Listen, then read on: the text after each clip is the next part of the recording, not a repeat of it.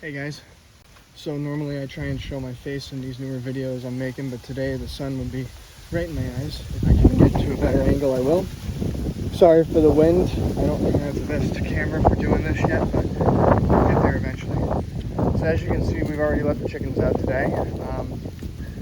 So this part of the video is actually kind of a redo. I tried doing this morning, but the camera wouldn't cooperate. So now I'm giving it another try.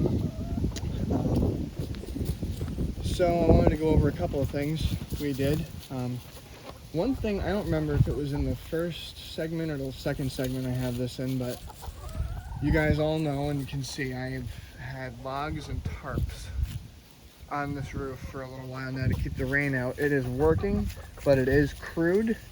Again, I will be redoing the roof in the future, but for now, I wanted to know your guys' thoughts on a better way to secure this for the wind. That's what the logs are for, honestly, is to keep it down in the wind. They do move, so I have to adjust it every so often, but that's okay. So if you have a better idea of how I can secure these tarps to the roof, let me know in the comment section. The tarps do overhang in some spots, so I may have to overlap them tighter. If screwing them down on the outside you think will work, let me know. That's what I was thinking. Putting a screw and a big washer in those little rivets there, you can see them, each corner and around the outsides there. But if you have a better idea, let me know. And yes, I know, the better idea will be to seal it and paint it or one or the other, but that's not an option right now as the weather is just not going to cooperate.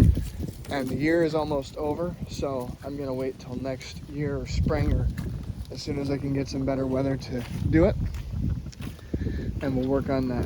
So I think the video I did the other night showed that the rain just beads off the tarps, so it definitely is working, and it's keeping their bedding very dry, which I'm very glad about. So we'll get to it here. So what we did was we ordered a Wi-Fi outlet, and I told you guys we were going to do that eventually, so we ended up doing it. I ended up trying to go cheap, which, as you know, that doesn't always work out. So the one we bought, we ended up returning it. Say hi, girls. Say hi. Huh? Saying hi. Come on. Go out and play. Oh, go. We got 6 eggs now. There was 5 earlier this morning. Sorry, the chicken just pecked at me. That's what made my camera jump. Go on outside, guys. Come on. So they have food. They're not starving. Don't worry. They're not hungry. They're just bored, looking for a treat, which I did go out now and get. Again, this part of the video is going to be in the beginning, but it is a redo from this morning. So here's what we have. It looks like a jumbled up mess right now up there, but it's a backup until I know for sure that this works.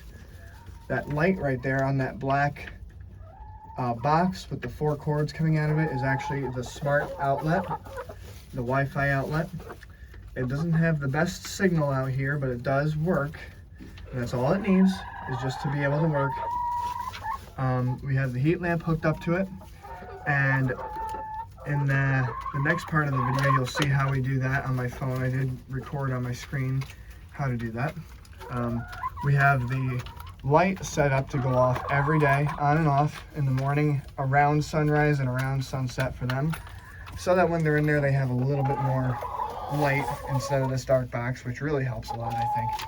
But the heat lamp is programmed to go on only when the temperature in the coop reaches a certain temperature. So if it's outside, if it's below freezing or just about freezing, the light will turn on.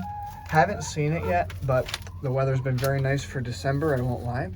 So we'll wait and see how that works. And then I gave it a grace period with temperature, but it will shut itself off after it reaches up to 40 degrees or higher. It will shut itself off, or it's supposed to, so we'll see if that works. But that is the Wi-Fi smart outlet right there. It's just hooked up to the extension cord. Now the green one is the old one we were using to plug everything in and whatnot.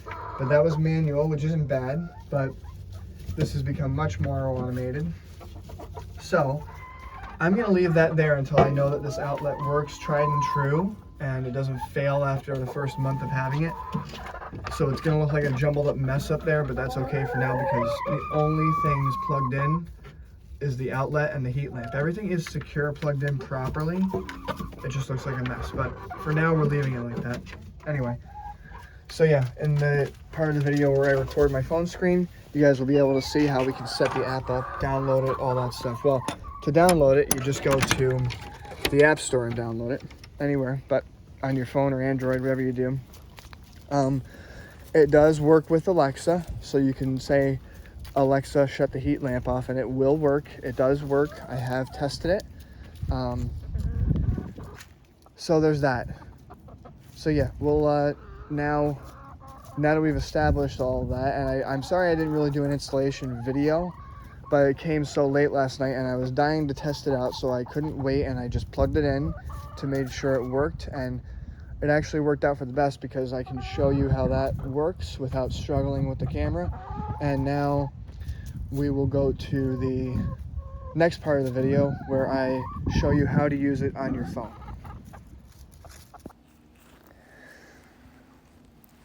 Alright guys, so here's the app. It's called Smartlife. It's got a little house icon, blue box behind it. We'll open that up. And we kind of have some stuff already set up here, but we'll go over that. So I call it Coop Controller, and it's just a 4-outlet splitter, as you saw. I get the Wi-Fi is weak signal because it's so far out away from the Wi-Fi. That's fine. As long as it connects, I'm happy. So we have 4 outlets. They're all each individually controlled. You hit each icon and it will do something and light up, or you can hit the power button above and it will control them all on or off at the same time. Or it will turn all of them on or all of them off. So that's one way to do it. Next we have scenes, which is in the middle on the bottom here. We'll click on that next. So I have it set to run if you do an if condition, and then you tell it what to do. So if the temperature gets above 40 degrees, it turns the heat lamp off for me. That's the if and then conditions.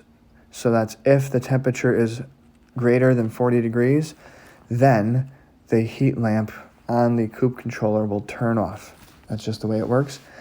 And then we have if the temperature is less than 33 degrees, the heat lamp comes on. So if it's below freezing, it will come on, and if it's above freezing, it will turn off. We have their light bulb inside scheduled to come on, which we'll show you that here. You can see that. Click on the schedule button. That's the little clock icon. We have it every day, set for 7:30 and then set for 4:30. And I will change this depending on the sunrise and sunset. And it looked like there was a feature here to schedule power on and power off.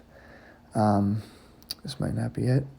I saw it earlier. If I figure that out, I'll make another video on that. But for now, this is what we have set up, and it's just helping us with a little automation with our Coop for the light bulbs and whatnot. So we are still thinking about a chicken door, automatic chicken door, and like I said, I'm thinking about the heated water bowl. I keep that in the back of my head if we need it. But until then, this is the app. Again, it's a Smartlife app there. You can find it in the App Store. I think it's free. Just sign up, register, log in, and you're good to go. So it makes things a lot easier for us, so I'm sure it will help you.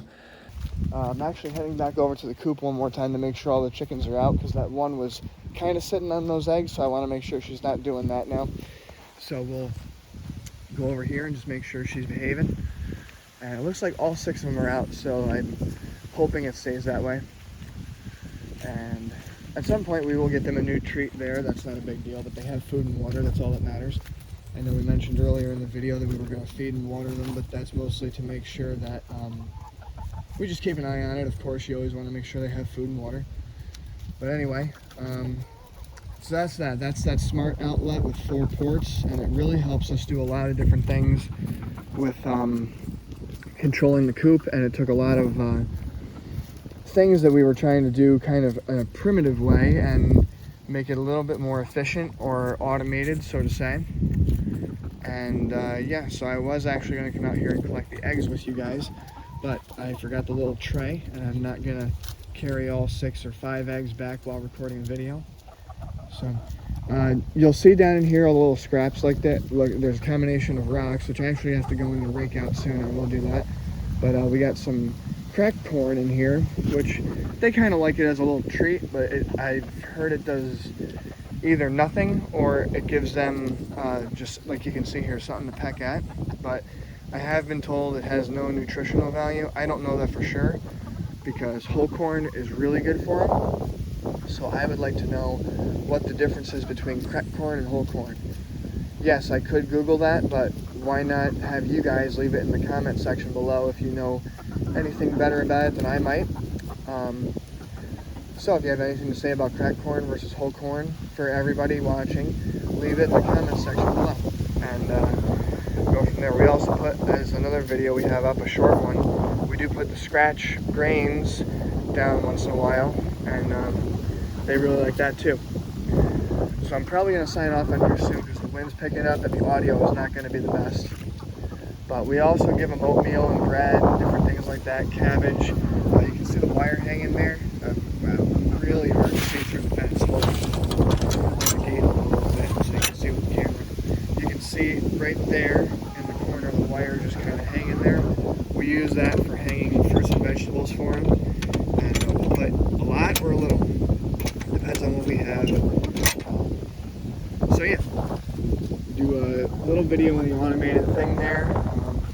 And the tarp, again, I know we said before, the tarp is working really well up top to keep the water out. If anyone has any better ideas of how to keep that secure, which I'm sure that there is, let me know in the comments section, because I've been trying to figure out better ways to keep it down. I've also been trying to figure out ways to screw it down to the roof, but I also didn't want to put a lot of holes in it. But as I've said in other videos, I'm going to replace the roof next year. So do you guys think it's a good idea for me to just take some screws and washers and lay the tarp down and screw it down and forget about it? Or do I not want to do that? I would not put the screws in the middle of the roof, of course. I would keep it taped in the middle or something to keep it attached, but maybe on the outskirts where the rain through the hole, the screw hole that it makes, won't get into the coop. Might be a good idea. It does have those big rivets that you've seen in there before, so if you guys have a good way for me to secure the coop down, let me know in the comment section. And again, yes, I could Google it, but what fun is that? If it starts a discussion on here, that's great. So we'll figure that out. And the tarp that's been on the run that came with it has been really, really good. It keeps one section of it dry, but there you go. I'm also thinking about putting a sandbox in there. Do I want to put a small one inside the coop, or do I want to put a bigger one with a piece of plywood, which that I would seal before I did it.